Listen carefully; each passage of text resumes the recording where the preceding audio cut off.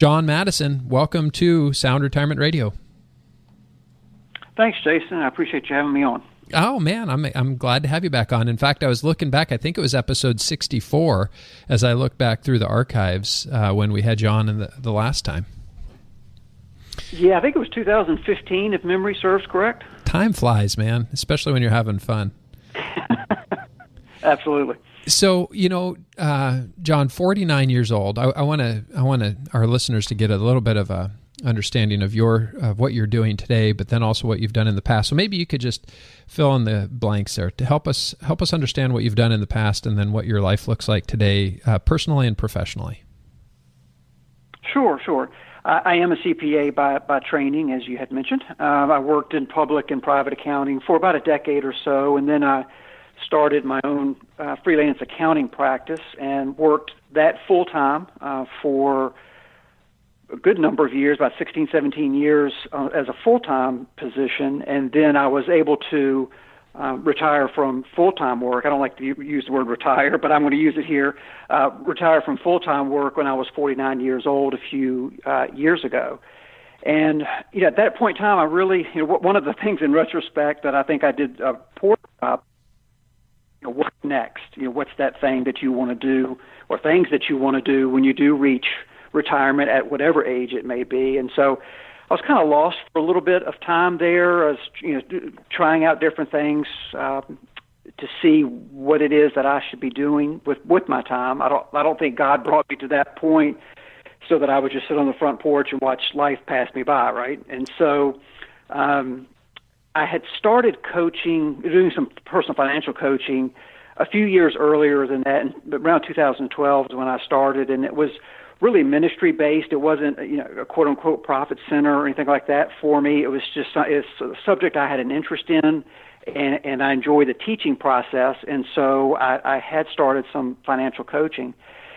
And really, after a couple of years of semi-retirement, I guess you would say, I really felt God was calling me to use this freedom that He blessed me with to really more formally put together an entity and a program with which I can hopefully teach folks to manage money the way that God would have it to be managed. And so earlier this year, 2019, I started Dayspring Financial Ministry to do just that, which is simply to teach biblical stewardship principles.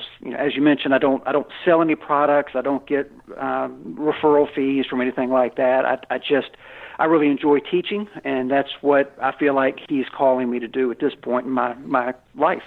So I want to ask you about this idea of retiring at 49 years old. I know you don't like that phrase or that term, retirement, but why in the world, at 49 years old, you're successful, you've got a good thing going, why would you stop? Well, I had been doing it for quite some time, and honestly, I guess part of it, from a practical standpoint, was I was kind of getting burnt out. I was a freelancer, and so I didn't have staff. I was the guy. I was the only guy. And over this, it was like 17 years total. I'm thinking about it, that I worked it full time. I took 1 week of vacation in 17 years, and to be honest with you, I was just tired and felt like that phase of my life or my career was kind of coming to a close. With some of my client work at that point in time, that they were reaching the end of their project, and so it was just a natural time for me to just basically not replace the work that had kind of matured and had run its life cycle. And financially, He had blessed me with enough resources that, at least historically speaking, would be able to support my family financially. So it allowed me then to say, okay, what is it that I want to do without having the burden, if you will, of some certain amount of income that I have to produce on a monthly basis from this. And that's where, like I said, I think I did a poor job leading up to 49 of really defining what that was. I was so focused in on my career that I really didn't think about, what happens when you get, you climb the ladder, right? And what happens when you get to the top? Well, I never defined that. I really didn't know what I wanted to do. So anyway, yeah, it just felt like the right time at 49 to explore some other opportunities. Okay. And I want to, before we get too far into this conversation, I want to let our listeners know that you and we're going to be hosting a webinar together. You were so gracious to allow me to read some of this book that you've been working on, this manuscript called the book is going to be called The Steward Plan, but you do a teaching seminar called Tax Efficient Tithing or Tax Efficient Giving. And so we're going to do a webinar on this subject for our listeners around the country, and that is going to be on Wednesday, October 9th, 5:30 p.m. Pacific Standard Time. And so I want to dig into this idea of tax-efficient tithing with you, or tax-efficient giving, if you will, because there are certain strategies we found that if you do this intelligently, you can actually pay less money in taxes and be able to bless people at the same time. It's kind of a win-win for everybody. So why are you so, before we get into these specific strategies, why are you so personally convicted about giving and tithing specifically? Well, certainly as a Christian myself, in all areas of my life, I try to model, of course, not perfectly successful this side of heaven, but, I certainly, my goal is to model biblical instruction and Christ's life and those sorts of things that we are supposed to be doing as believers. And part of that is the tithing process, and it's a recognition that God owns everything that I have. It's only in my stewardship for a brief period of time in the history of things, and so we have a responsibility to acknowledge that it comes from Him, as well as to give back to Him in recognition of that. And of course, the practical side of that is that's how we support our local church with our pastors and the programs that they have. And so, the concept of tithing is just one that's been, since I became a believer, I wasn't saved until I was 32, and since that time, it's just been a real priority in my life and my wife's life to make sure that we're faithful with that.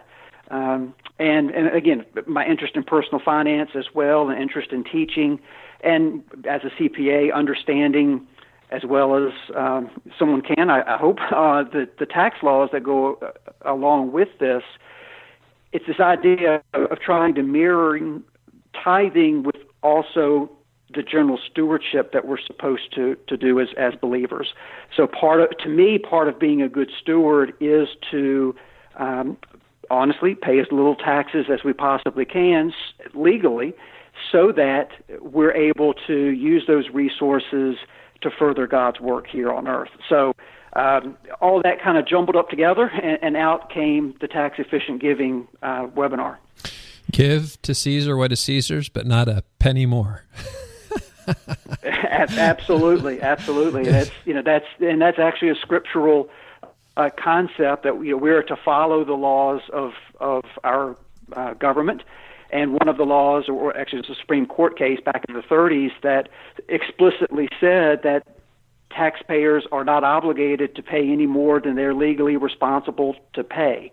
And to arrange their affairs to not pay tax or reduce their tax is the law. And so with that in mind, utilizing these strategies to pay less in tax legally is our mandate as a believer, because that is the law that we're trying to follow.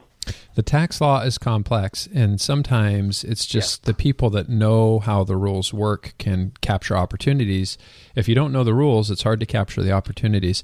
One of the things I was inspired by, though, as I read the first part of your manuscript on this book that you're working on, you share a little bit about your testimony. One of the things I love about that testimony, John, is sometimes people, especially in our culture today, they want to think that life change, is a process that has to be worked out slowly. But what you shared in that testimony that you gave was there was instantaneous, the moment that you asked the Lord into your life, there was an instantaneous change.